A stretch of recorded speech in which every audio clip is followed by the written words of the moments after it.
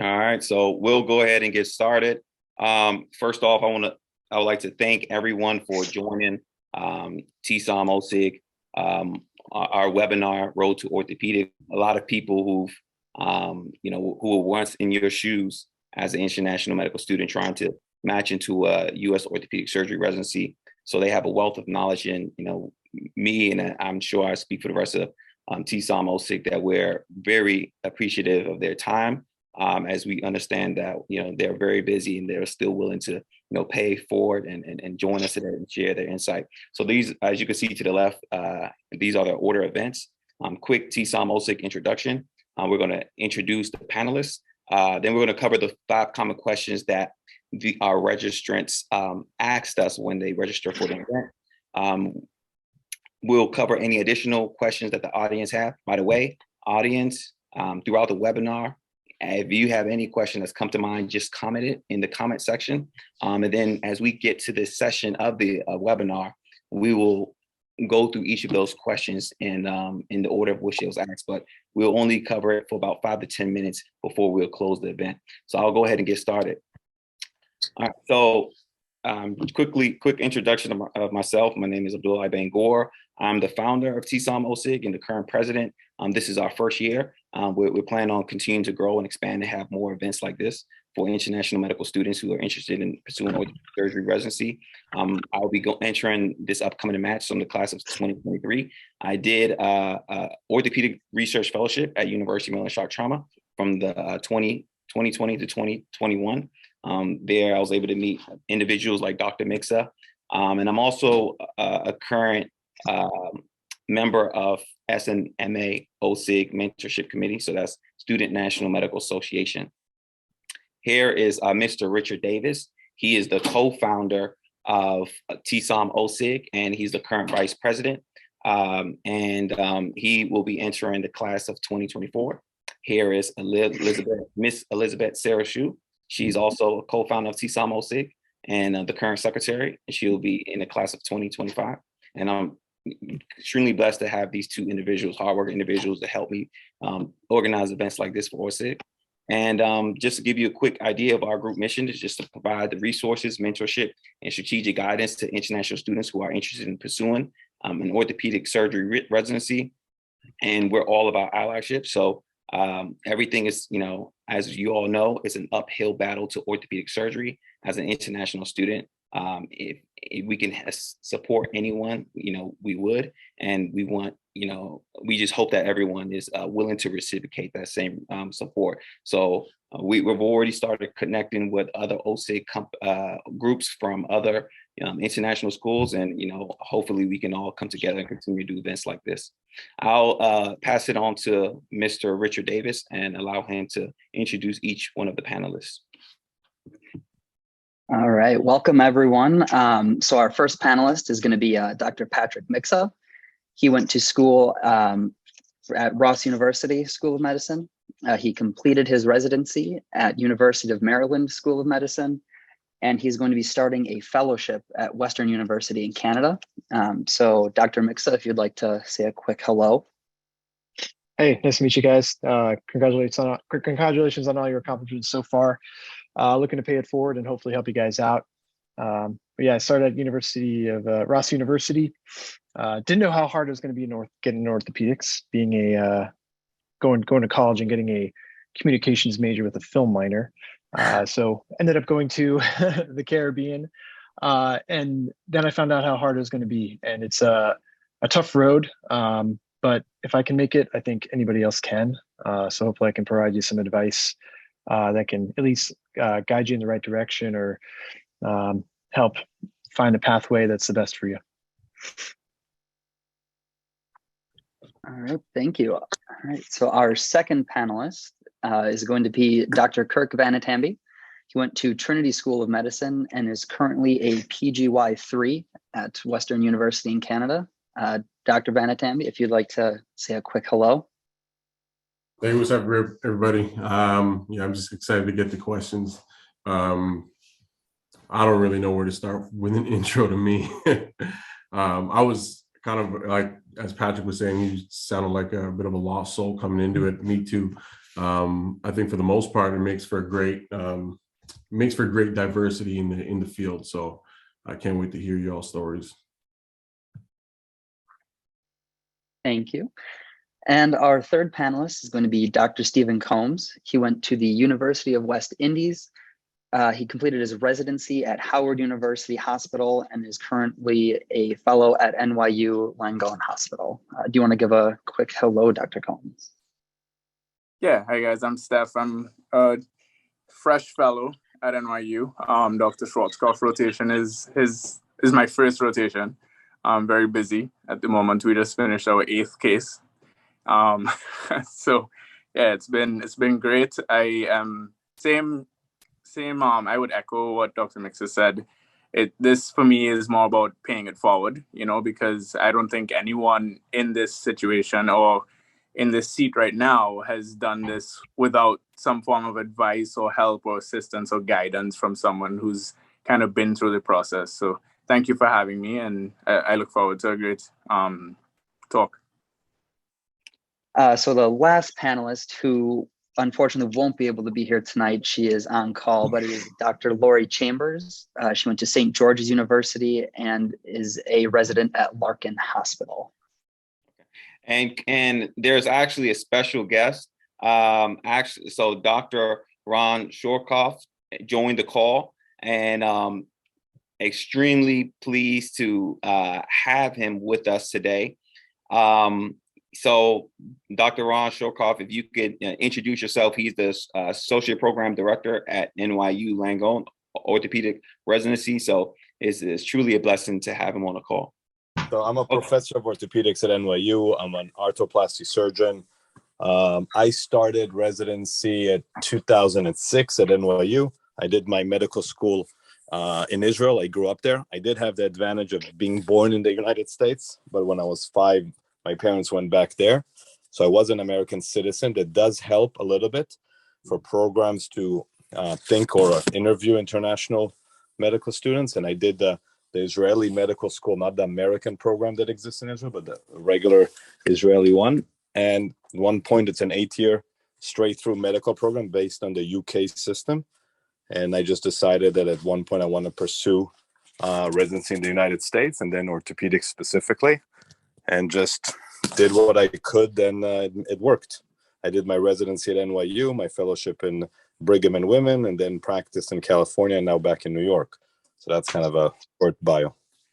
Awesome. It's a pleasure to have you. I just want to quickly say thank you for all the panelists being here. We're currently at about 80 participants that are all watching, and they are tuning in and ready to hear what you guys have to say and learn about your suggestions, strategies, and tips. So I'm going to pass it to Miss Elizabeth Sarah Shoes. She's going to start with the question. Okay, so I figured we'll just go one by one, whoever wants to start, and we'll just rotate through because we have about 5 questions that were common questions posed by all our participants. So our first one here is, what can students do during their first and second years to help them in their pursuit of an orthopedic surgery residency? In short, work as hard as you possibly can in your first and second years. You're prepping for your step 1. I know it's pass fail now, but I really felt like my preparation for that step 1 really led me into a good position come 3rd and 4th year. 3rd year was kind of where you work to gain connections, and with a good foundation, I think you're able to do that better. So I really took my first and second years, even though, you'll hear a lot of background noise talking about basic science really isn't used in this and that. I thought that foundation really served me well, especially in 3rd year, when I got to clinicals, to gain recognition from my attendings and get letters that slowly step my game up. Nice. Great. Thank you. Dr. Coombs? Yeah, I would say a couple of things. One, with it's becoming way more competitive. As each year goes by, I am extremely grateful for the opportunity given, because I'll be honest, I don't think I would match this time around. And I know quite a few people who would say that in terms of how competitive the average orthopedic candidate is right now. I've had the benefit, and I mean, Dr. Schwarzkopf is an associate program director, so he'll obviously have the best advice right now. But I've had the benefit of, helping select residents throughout the years, and I was the admin chief at my program. And I would say that in your first and second year, you should be, obviously you want to experience everything in medicine. So you want to know, you want to perform as good as you can in every rotation, but you want to also begin with the end in mind, right? So if you know from your first and second year that orthopedics is your goal, you need to work towards that. And working towards that in this climate, having step one as a pass-fail means that you have to start research much earlier than the average orthopedic candidate moving into residency, right? So in your first and second year, you want to seek advice from newly fresh residents in terms of getting on projects as well. And you also want to network in terms of finding out, hey, what do you think I should do? What sub-Is should I do? For international medical students, you also want to seek out IMG friendly programs, right? You want to seek out residents that are international grads that can give you advice moving forward from your first year in terms of the steps, in terms of research moving forward. So this is the Rand Schwarzkopf. I'm not going to stay for the whole conference, just also because I don't want to represent NYU because of my position, but I'll give you guys one thought. You guys, when you come in, and that was the same when I did, although things has been changing, as Stefan said, is besides where your school was, that should be besides that, everything else should be outstanding, remarkable, and unique. That means you're the top of your class, your grades are the 99 percentile, and everything in your CV, if I just change the name of your medical school, you'll get a red carpet in every place that wants to interview you. That's how competitive it is. And Stefan and I talked today in the OR and said, I want to be a competitive surfer. Doesn't mean I can be. Just because you want it doesn't mean everything it can be accomplished. So you have to be realistic, and you have to know what you're capable and how well you performed before you waste years of spending research years in different places, which sometimes works, but it's very long shots.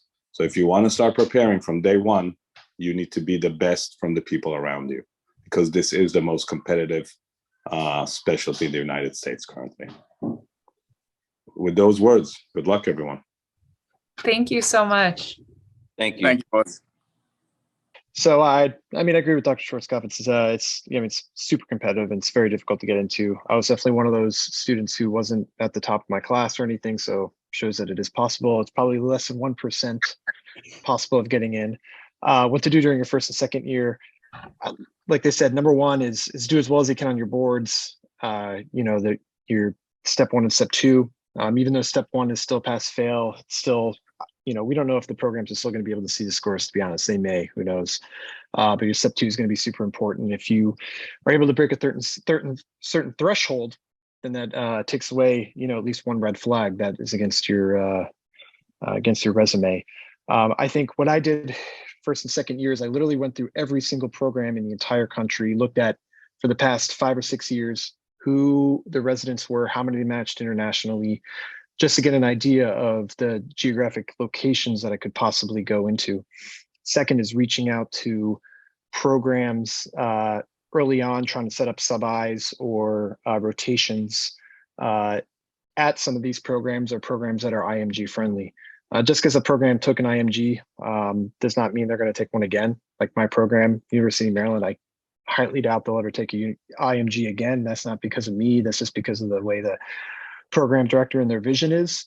But there's going on things like OrthoGate, looking up every single research position humanly possible and applying to every single one.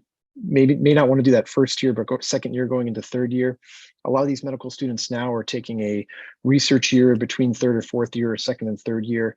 And they're US medical students, so they're becoming even more competitive. And I feel like at least a quarter of them are doing that nowadays. So going on to OrthoGate or whatever social platform is out there that people are posting research positions, looking at every single one and applying to every single one, because I think that research is kind of the way to go in terms of figuring out where you can get into. Research is almost like the currency in orthopedics in a way, where it can help you do enough for the right people. It can get you in a position. So number one, focus on your grades, make sure you're doing well. Second out, being prepared to look for these research positions that you're going to have to go into.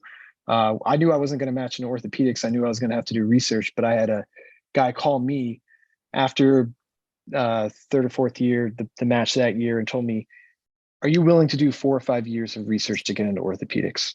And I wasn't expecting that length of time. But I said, yes, absolutely, 100%. I'll do anything I can. And you have to go in with the mindset that it may take 4 or 5 years to get in, and you may never get in. It's a big risk. So having that knowledge and understanding that it's going to be a long road. No one matches from an IMG place straight into a US orthopedic residency. No one does. Everyone has to do at least some type of research or something of the same sort. So knowing that early on and planning for that ahead will put you in a good position. Awesome. I love that. And to echo that, I would also say, in addition to the time, it's also a very expensive process. Yeah. I was living in New York City without a paycheck for a year. It wasn't cheap, but I planned ahead. I knew I was going to have to take some money out. I took the max out of my extra loans and saved up money because I knew I might have to live off that money for a year or two. So that's another thing that you have to financially think about. Now my loans are over 400K, but I'll pay them off one day. Well, I'll get there someday. Yeah. Well, that actually is great. It leads into our second question. So how much research should an IMG student have, and what's the best way to get research opportunities? I know you kind of already talked about OrthoGate and stuff like that, but what happens if we don't have a home orthopedic research program? Yeah. So, I mean, the same concept of so there has to be a blueprint, right? You have to have a plan, and the plan is it's about knocking on 100 doors and really hoping that one opens, right? And that requires you looking up, as Patrick said, looking up as many programs as you can, emailing as many research coordinators as you can, asking if you can apply for a 1-year position or 6-month position or however long you're willing to stay or they are willing to have you for.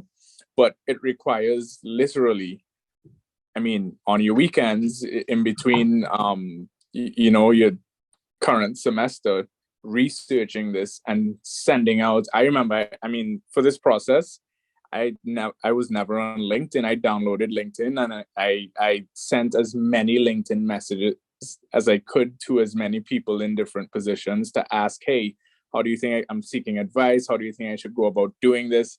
So I think a lot of it is being extremely active in the process and not passive. It's know that it's not going to come to you. You're not going to just apply and get an interview and get in. Even for a research position, you need to send out mass emails to as many programs as you can. And for a research position, you have to be also willing to do research, without pay, as Patrick mentioned as well. And there are a lot of institutions in the US that recognize talent and potential and will have you as a research fellow, right? And then if you work there and you work really, really hard, that is the most likely program that you're going to match at, is kind of how it works. And with the research and with clinical work as well, the goal is wherever you go, you want them to, when you leave, you want them to miss you. You want them to want you on their team, is kind of what it is. I would also say, how much research should an IMG student have? I don't think there's a magic number with regards to research. I don't think you could because I mean, it's interesting. There've been applicants who've applied to my residency program that have had 80 plus publications, right?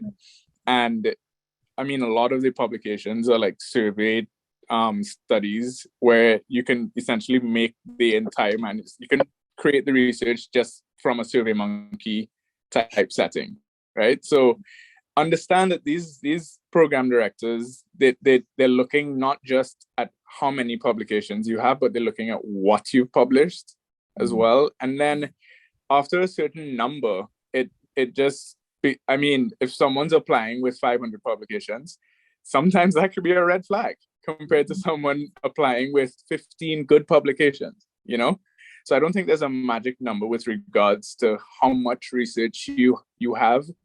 I mean, I would say aim to have at least more than 5 to 10 publications, solid publications moving forward into it.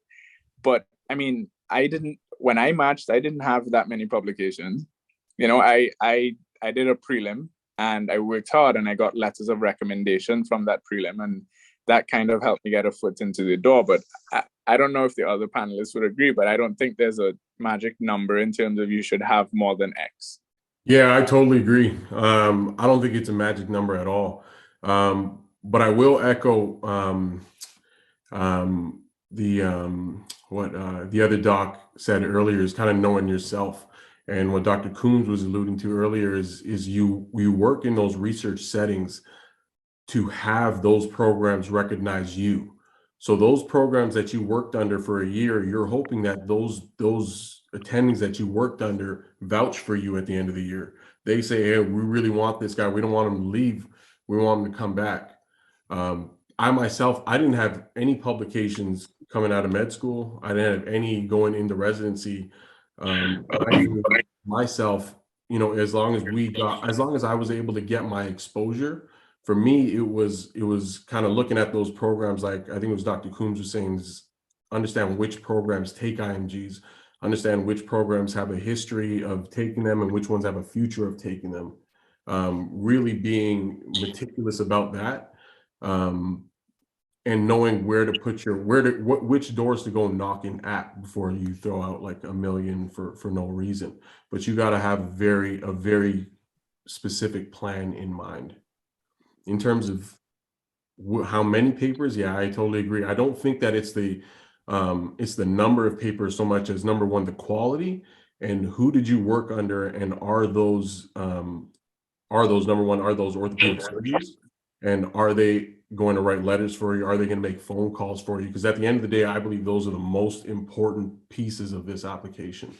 Over anything that comes on your paper, who picked up the phone and called for you? Who talked about you outside of their work hours? Great.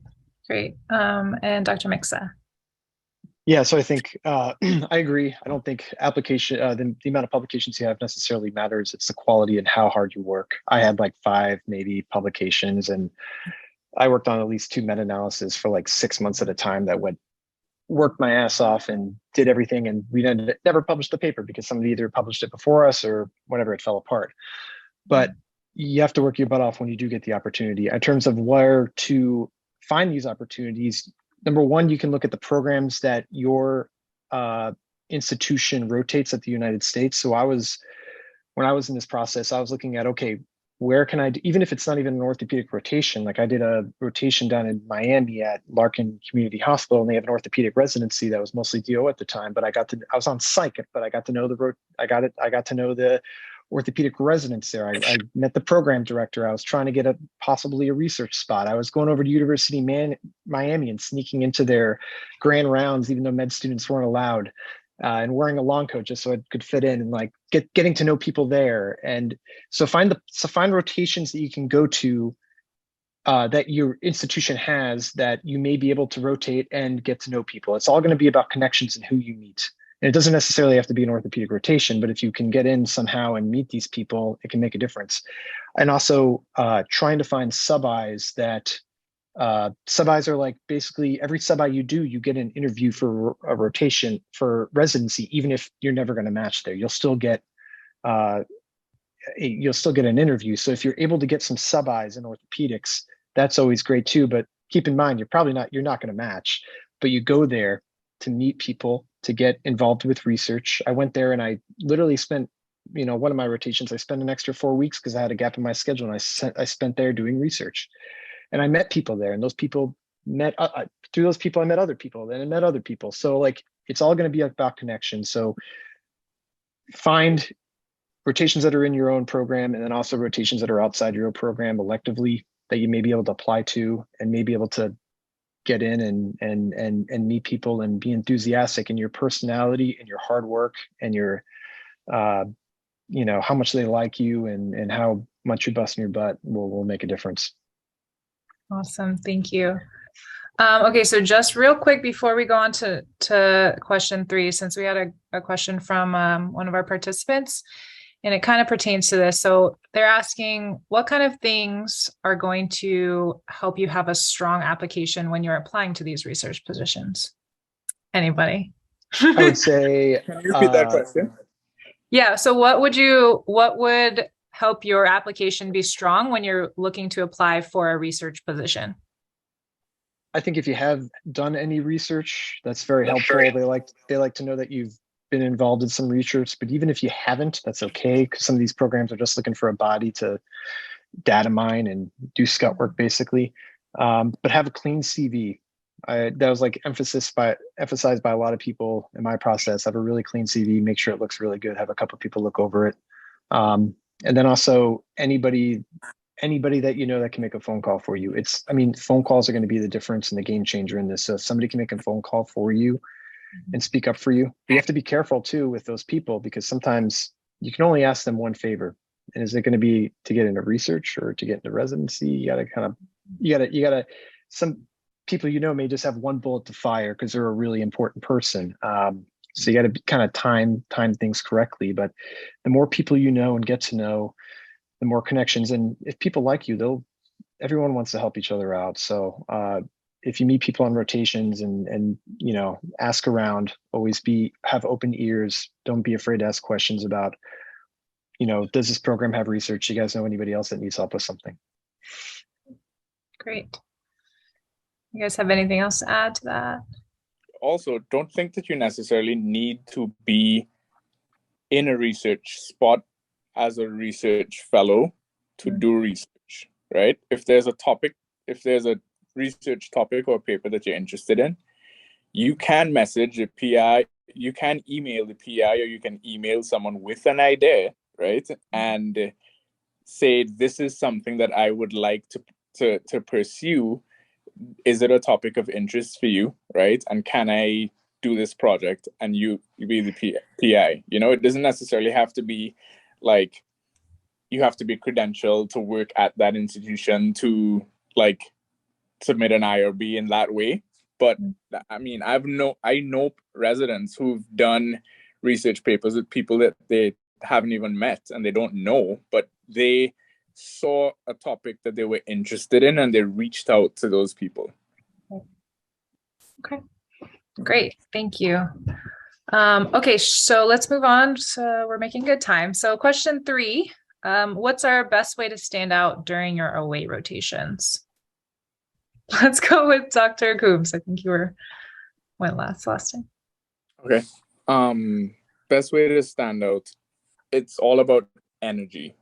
I think, and I mean, energy, yeah, it's a vague term, but if someone can feel your energy with regards to your love for orthopedics and your energy when it comes to hard work, and I mean, that's reflected in you're getting there early, right? You're not that sub-I that's like, do you need any more help? Can I leave? They have to say, hey, you should go home now. It's like 11 p.m. right? They have to say, hey, you don't need to come into round before your meeting. Like I had a sub-I yesterday that he was like, hey, I'm going to come into round early because I have a presentation to give at 6 o'clock. I'm like, bro, don't do that, right? Get some sleep, get some rest, and do your presentation to the whole program, right? But with energy, there's also the concept of being overbearing, right? There's the concept of being too much. So I would say there's a balance of emotional intelligence and reading the room and knowing when to be helpful, when not to be helpful. I think the people that stand out the most are the people that are extremely reliable with regards to, like, students that are like, hey, I have lists ready for you, and I have the eyes and O's ready, and I took all the dressings down that you guys want to be taken down, and they're leading the rounds and stuff like that. Those are students that grab helmets for me when I'm going to do a case. And they're like, I know you like these helmets. And I'm not asking them to do that, because the reality is any residency or any program can function without sub-Is, right? But I think that degree of enthusiasm and energy is very much appreciated. And also being a cool person, right? Being a person that's not easily offended. If the attending says, put your hands on the mail table and don't touch anything, you say, yeah, yes, sir, yes, ma'am, right? But you don't complain. You are extremely helpful, and you kind of read the system and read the hierarchy of the room and everything that's happening, such that you can be a very helpful member of the team while knowing your place as well, right? And also being able to be a human as well, get along with the residents in a way that's not too comfortable, right? Such that you're a pair with them, but also in a way that you can, they know that you're a cool girl or a cool guy, that they would want to work with you for the time, for 5 years, basically. Yeah. Awesome. Okay. Dr. Mixa?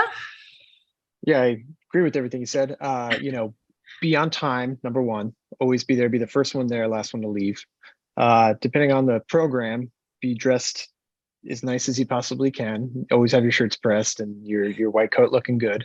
But be prepared. Every case you go into, could be make or break. You never know. I mean, they're going to ask you questions. You may not know the question. That's fine.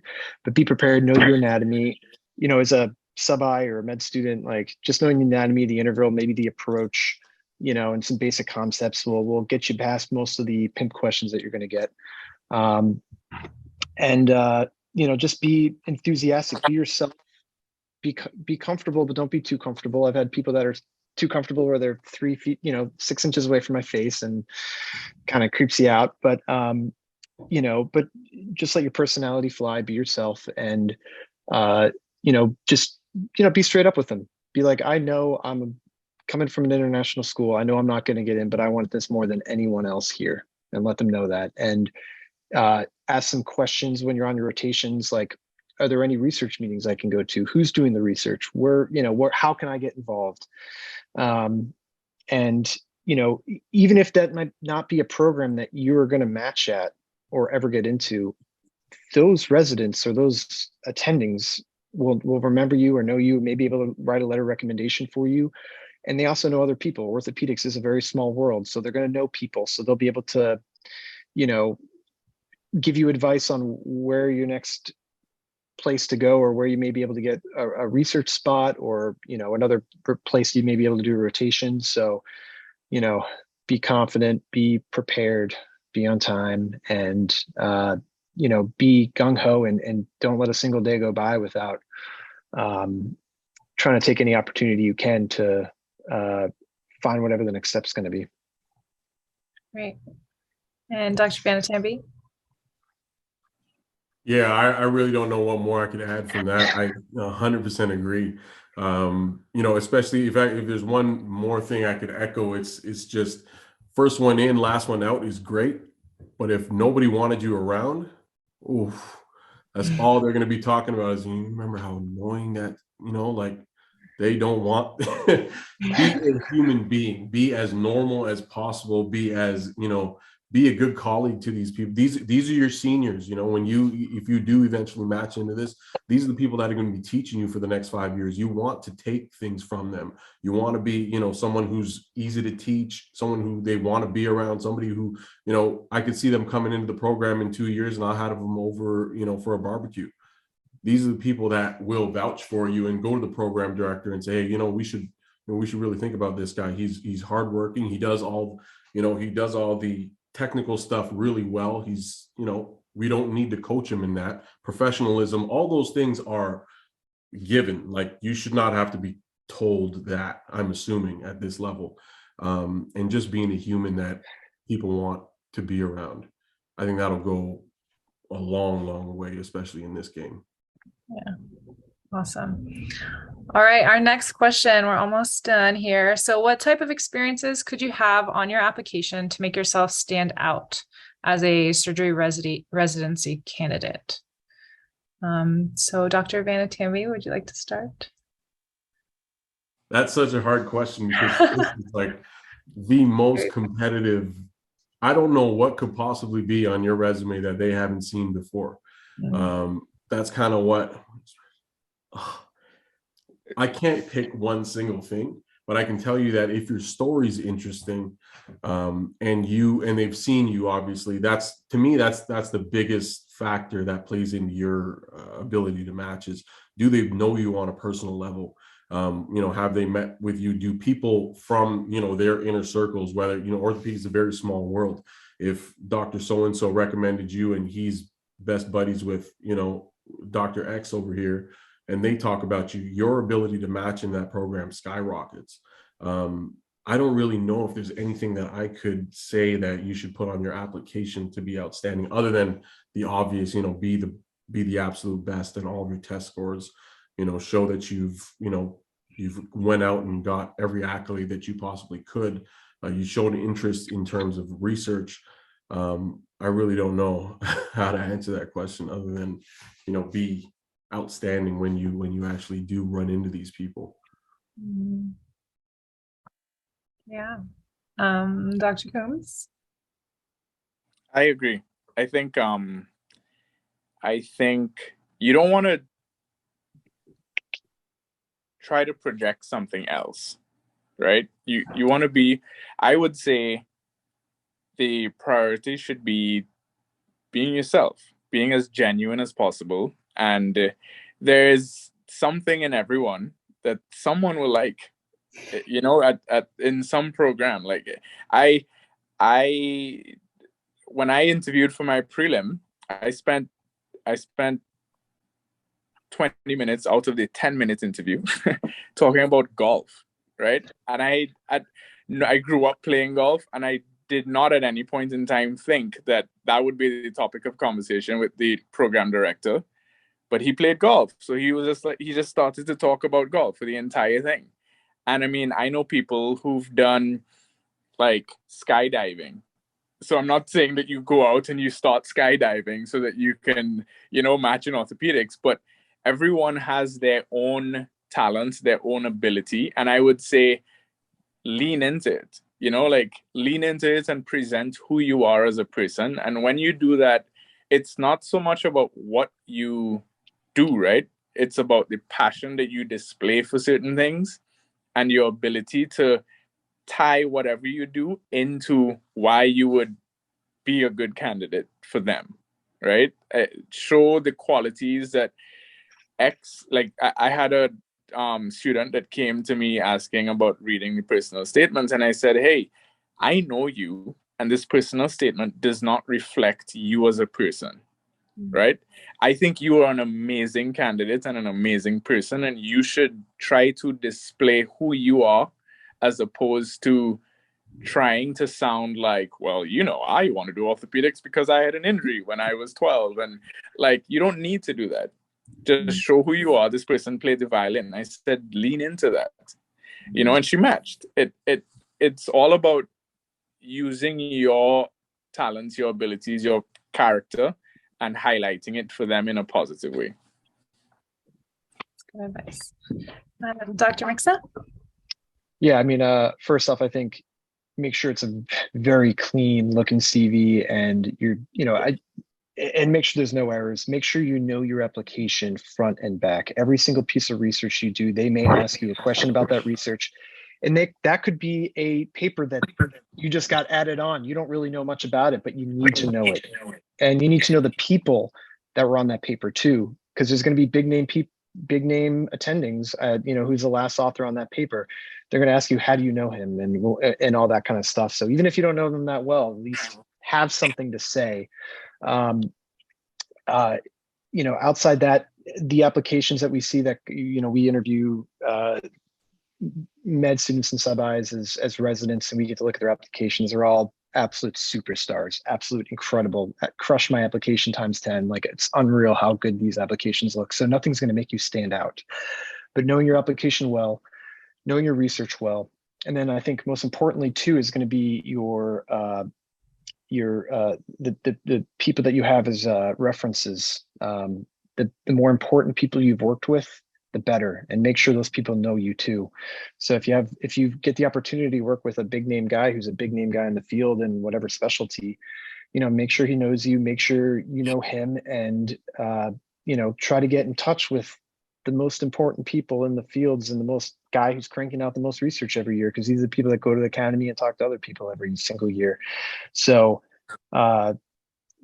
those are the things. No one's going to stand out, but make sure it's clean, and then make sure your research, and make sure when you do get the opportunity to work with someone, make sure those are the people that are writing you letters of recommendation, and make sure you have some type of personal relationship with them, because they're going to be the person when you do apply and maybe you're a candidate for residency. They're going to call those people, especially as an IMG. They're going to call your references and make sure that they can speak up for you, and they're going to be the ones that say, yes, this guy's great, you should take him.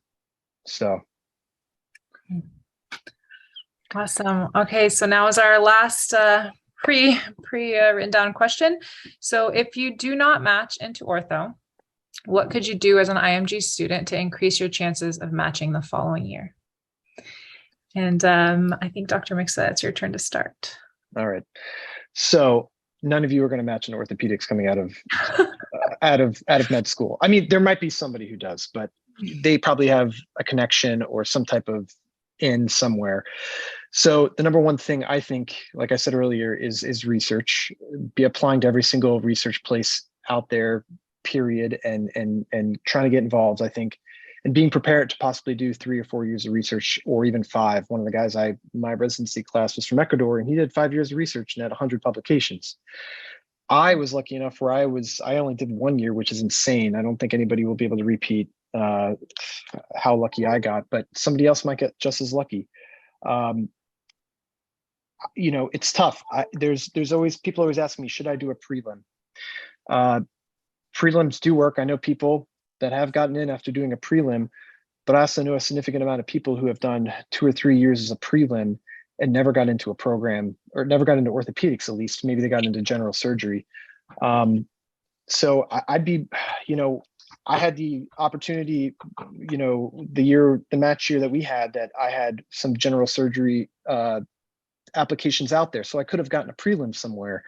And I talked to who ended up being my co-resident, the same guy I was talking about. He told me, he's like, pull your applications, pull your prelims. And it was a big step. It was a leap of faith. It may work out for you.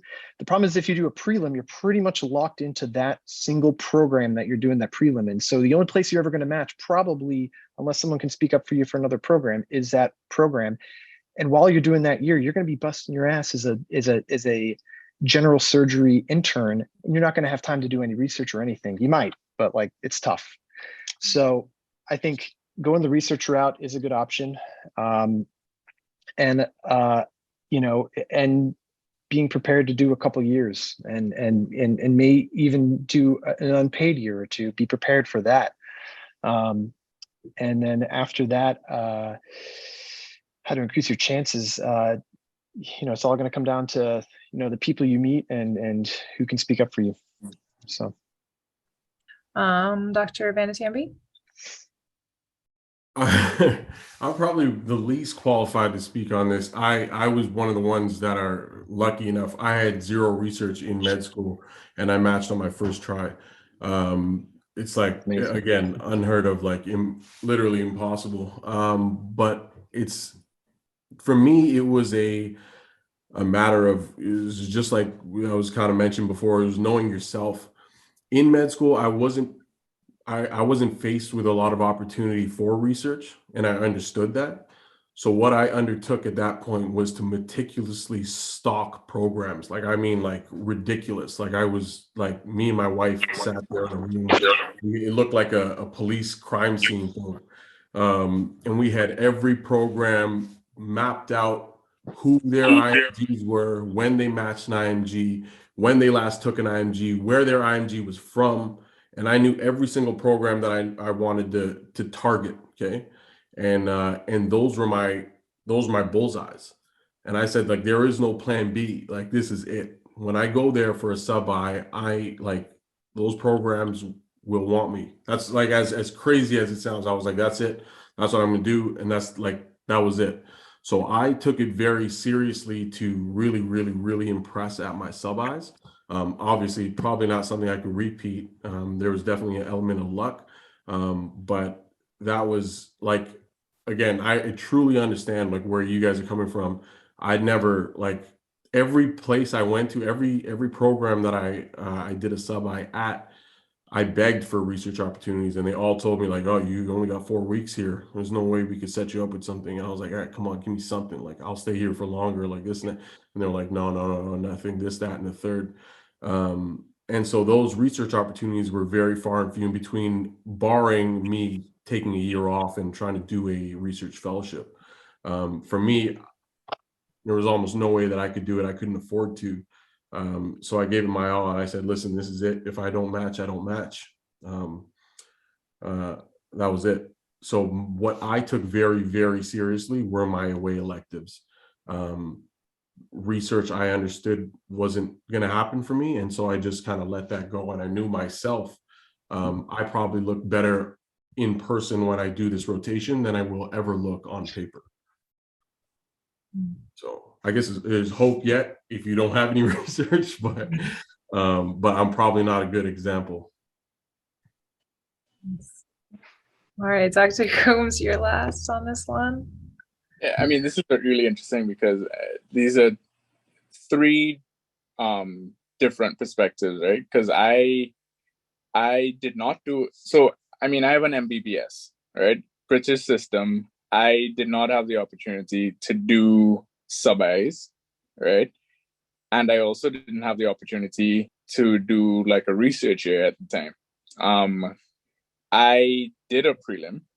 So my blueprint was that I needed US clinical experience and I needed US letters of recommendation. Mm-hmm. I could have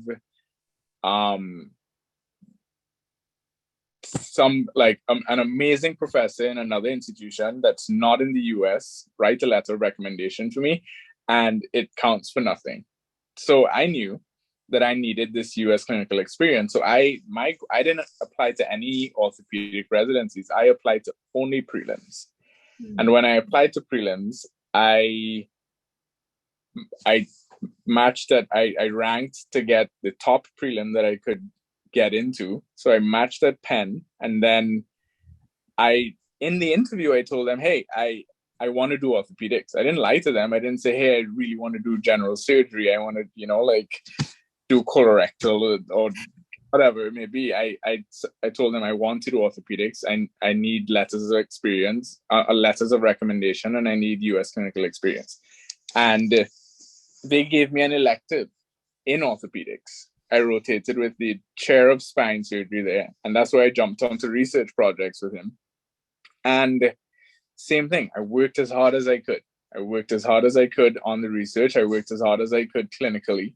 And I think part of it too is, I mean, as Kirk said, there's an element of hard work, serendipity, like there's so much luck involved as well. And just kind of the stars having to align all at once. I mean, but all of that being said, I had a backup. My backup was that I was going to do general surgery if I didn't match. So I still had to study for the ABSITE. I still had to try my best to do as well as I could on the general surgery rotations as well. Because what you don't want is you do a prelim and you're focused on orthopedics only, and your diligence, your work ethic, and your energy doesn't shine through in the general surgery as well, right? So I had that same energy for everything that I did on all the general surgery rotations. And at the end of everything, the people that wrote letters for me were the pen ortho guys, but also the pen general surgery guys. And they said, hey, if you don't take him, we will. That's the program that was discussed in my interview for my residency that I matched at. They said, these guys really seem to like you. So that's just another kind of path that you can go down. But just know that there are multiple. I don't think that there's one formula that's correct. I just think that you need to have multiple plans, and once again, you knock on multiple doors. You try. This thing has to be, as Kirk said, like an obsession. It has to be like something that you eat, sleep, breathe, in terms of, okay, you wake up, you have a goal in terms of a day. I'm going to reach out to this many programs and try to get this many, whether it be research, whether it be a prelim, whether it be sub-Is. You just have to have a plan and some tangible goals in terms of moving forward. By month 3, I should have emailed this number of programs and keep moving forward like that. I don't think, because you're currently seeing 3 panelists with 3 completely different, paths to this thing, and with completely different backgrounds in terms of the medical schools they went to, in terms of sub-Is, non-sub-Is. Yeah. So that just kind of goes to show that the opportunity is there. It's extremely rare and it's extremely difficult, but it is there. And as long as your work ethic, because I would say that out of the 3 of us right now, I think the common denominator would be that we worked extremely hard wherever we went, whether it be research, whether it be a prelim, whether it be a sub-I. And that work was noticed, and it was it was sought after in some way. They wanted us to stay. If I could add anything too, I think looking for, when you're looking at these lists of programs that you can possibly get a rotation at or something, while some of the big universities are great and look very appealing, like keep a lookout for like the smaller programs that just started that are like 1 or 2 residents or something. Like keep a lookout for those, or like and ask around to find if there's any programs that are going to be opening up too, because those are the programs you might be able to get involved with early on and establish yourself with. And if you've decide to go do a research year or something with them there, and they're a new program and they're starting out, like you'll be a candidate there for sure. So keep a lookout for like the smaller programs that, outside of just like the big universities and stuff. Awesome. So all of that information was great information. For this session, the audience questions, we'll cut it down a little bit because we're kind of running out of time. So we're going to shorten this session a little bit. I was going to, ask the questions from the audience, go over those questions that the audience have asked in the order of which they were asked. But Liz is doing such a great job with the questions. I just want to turn it over to her. So I'll let her start. And this is just a, open question. Anyone for any of the surgeons on the panelists that want to answer, just go for it. Thanks. Okay, so we have quite a few in here, but most of them have been answered already. So let's just start with this one. Good for interviews for residency. Did your interviewers broach the subject of you attending an IMG? And if so, how did you respond? I think once you get an interview, it's fair game. Mm-hmm. If being an IMG were a problem, they would not interview you, right? If they select you for an interview, that means that they see something in you, and no program in the country is going to interview someone if they didn't see something and if they weren't willing to take that person if they interviewed well, right? So once you have a foot into that door and you're sitting in front of a panel of people interviewing you're neck and neck with everyone else. So no one's going to necessarily you're not going to have to quote unquote defend your IMG status at that point, right? If anything, there were elements of my interview that I used to highlight the fact that I'm an IMG, and it gave me a different perspective, right? It gave me a perspective of working in the third world, the first world, and everywhere else. It gave me the perspective of interacting with all walks of life, all cultures, right? It gave me a mature perspective when it comes to, cost in healthcare and saving and not squandering. And I mean, you just know that when you get an interview, there's nothing being held against you in terms of being an IMG. That's all. Awesome. Thank you. Anybody else? If I could just, I agree. Like Dr. Coombe said earlier, lean into it at that point. You believe me, you own it. Like, you tell them, yeah, I'm an IMG and this is why. You tell them your story. Mm-hmm. Yeah, I agree. At that point, I think like it doesn't really matter as long as you have a good story, a really clear message to portray to them. Like I told them, I'm like, yeah, I decided late to go into medicine, and I took my prereqs like senior year of college, and then took my first MCAT and went. I didn't know how competitive it was. It was a mistake. I probably would have done it differently, but I don't regret a single thing. It was an amazing experience. I learned so much. I feel like it makes me a better candidate because I had to work harder than everybody else. So, just have a good story. But at that point, like nothing, as long as you have a good story, it's not going to matter because they're considering you as a candidate. I have something to add. I'll think about it, but I'll come up with it. Yeah. Okay. Awesome. Okay, thanks. So how beneficial might it be to have non-orthopedic research? I think any research is good research, especially early on. If you have any research experience, when you do apply to a research position, them knowing that you've done research before is going to be a big benefit. It's not 100% necessary, but for some programs it might be, because they want someone who's done some statistics, has done a meta-analysis or done some data mining, can write a paper. So if you've done research that isn't orthopedics, I think that's still great too.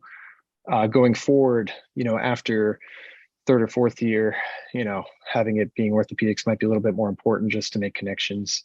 The one thing I was going to add on too is off topic, but if you're a first or second year too, if you have the opportunity, there's always the opportunity. I know a guy or two that has actually transferred into a university, U.S. university from a Caribbean or international school. So that is a option, but it's a risk, because in most cases they're going to make you repeat a year or two. But if you're like a first or second year and you have time and you're not, you're doing okay with your courses and stuff, look into that, email some schools, because spots do open up and they are looking for them, but just understand that they might make you repeat a year or two of medical school, which is a cost, thing, and a time thing as well. Just wanted to add that on at the end because I remembered it. Yeah, awesome. Okay, let's see. He's asking, do you recommend finding a research position in the smaller centers to get a higher chance of being matched into that special center, or having experience of a research position in a larger center would be more beneficial? I think anything would be, if you get a spot and it's a big institution, that's great. If you go to a higher power place, like I think I had an opportunity to go to like Thomas Jefferson or something to do some research for some hand guy. I ended up turning that down, but like, I'm never going to match into Thomas Jefferson, but like 1 year out of med school working at Jeff, like would have been a great place to do research. And then after that, I would have been able to maybe get a research position somewhere else. So it kind of depends on your situation. You can focus on a small place where you can meet people and spend a year or two there and maybe get in. Or if you get an opportunity at a big university, like at Shock Trauma, there's plenty of guys that have come through there. And, I'd like to say that they'd have a great chance of matching there, but they may not. But you know what? After working at a place like Shock, you work with the big name guys there, and they will, you do good work for them. They'll find you another research spot or help you get into maybe help you get into residency. So I don't think either way it's a bad situation, but talk to people and reach out to people and ask for their advice. people that have been through the same situation as us, and we may know those people too, or so ask around and see what might be the best fit for you, whether it's paid, not paid. But I don't think it necessarily matters. Just finding a spot and finding a place that can forward your career is most important. Okay, great. Thank you so much. Okay, so we're getting a little late here, so I'm going to hand it over to Richard, and he's going to kind of close us off. Thanks, Liz. So yeah, we just wanted to say thank you to everyone, all of our panelists, our special guests, all the attendees. This one, I think, a lot better than we could have hoped for. So just kind of in closing, this is all of our organizations, Instagram, Twitter, email, anything that you can get into contact with us for. So feel free and please do that. I kind of heard a couple of times that networking is important. So, let's start that. And then our panelists have been gracious enough to give us their emails. So if you have any further, more specific questions for them that weren't answered tonight, like I said, they were gracious enough to give us their information. So feel free to take that down. So yeah, thank you very much for coming out. Yeah, thanks everyone. And as we get ready to close, if any additional panelists want to add any of the information in the chat box, they can, put their information there, their name, their email address, or whatever contact information they would like to share to leave themselves accessible to international students who may be interested in orthopedic surgery. But I just want to say that I'm very thankful for all of these individuals to be able to join the panel and to share this wealth of information, share their journeys, give all of us insight into what it takes to become an orthopedic surgeon as an IMG. We are extremely blessed to be able to have you guys share that information with us. They spoke a lot about networking, and being able to network with them and get them on this panel was a big part of this event. So again, Dr. Kirk Ranatami, Dr. Patrick Mixer, Dr. Stephen Combs, I really appreciate you guys coming on here and joining us and then sharing that information. Best luck to all of you. All right. Thank you. Luck. Our pleasure. Thanks for having us. For having us. Good night, everyone. Take care.